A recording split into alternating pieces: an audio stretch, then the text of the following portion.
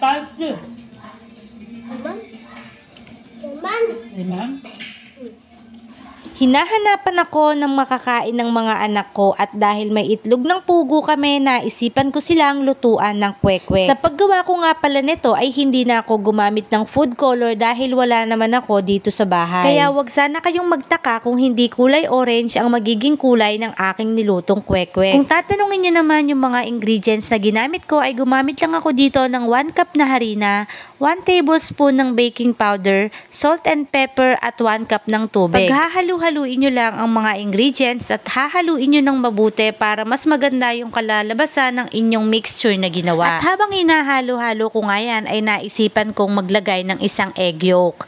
Pero optional lang naman ito, naglagay lang ako nito dahil gusto ko nga kahit papano ay magbago nga yung kulay. Pero syempre ang ending ayan, hindi rin naman nagbago yung kulay ng mixture ko. Pero kahit papano naman ay hindi na siya ganun kakulay puti. So habang ginagawa ko nga pala yung mixture ko, eto nga yung itlog na nilaga ko, iilang piraso nga lang yan. Nung kumulo na nga ay sinalin ko nga siya sa malamig na tubig. Pagkatapos ko nga gawin yan ay eto nagpainit na rin ako ng kawali at naglagay na rin ng mantika. Naalala ko nga pala nung nakaraan ay nag-cravings din talaga ako ng ganito at bumili lang ako dito malapit sa amin. Nagulat na nga lang din ako sa presyo dahil sobrang mahal na rin pala ng mga ganitong pagkain or yung mga turo-turo na favorite natin noon.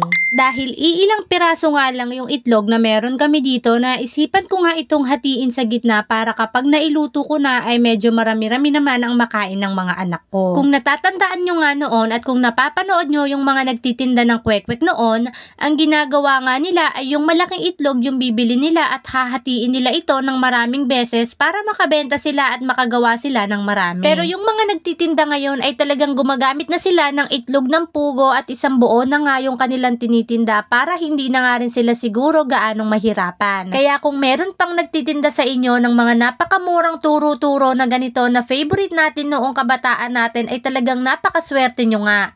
Dahil iilan na lang talaga ang mga hindi pa nagtataas ng presyo sa sobrang mahal ng mga bilihin ngayon. Kaya nga siguro ang mga bata ngayon ay hindi na talaga masaya kapag binigyan mo ng piso o 5 piso dahil yung mga halaga ng presyo ngayon ng mga ganito ay talaga rin naman nagtaasan. At kahit gustuhin man nilang bumili ay kulang talaga yung pera nila dahil nga wala na ganong nabibili sa halagang piso o 5 piso. Kaya mas mabuti kung magka-cravings ng mga ganitong pagkain ay talagang mas maganda kung magluluto na lang sa bahay. Marami ka pang magagawa at talaga namang mag-e-enjoy kayo ng mga anak mo. At eto na nga mga mare ang aking finished product. Hindi ko man ganong na-achieve yung pagka-orange nito pero kita nyo naman medyo nagbago rin naman yung kulay niya. At eto na nga mga mare, tuwang-tuwa na nga yung mga anak ko sa pagkain nila ng kanilang snack. Syempre pati ang mama nakikain na din. Ilang piraso lang ang kinain ko dahil talagang gusto ng mga anak ko yan. At ayan, ginawa ko pa talaga sila ng sausawan para mas mag-enjoy talaga sila. O siya mga mare, hanggang dito na lang. Thank you and enjoy. God bless!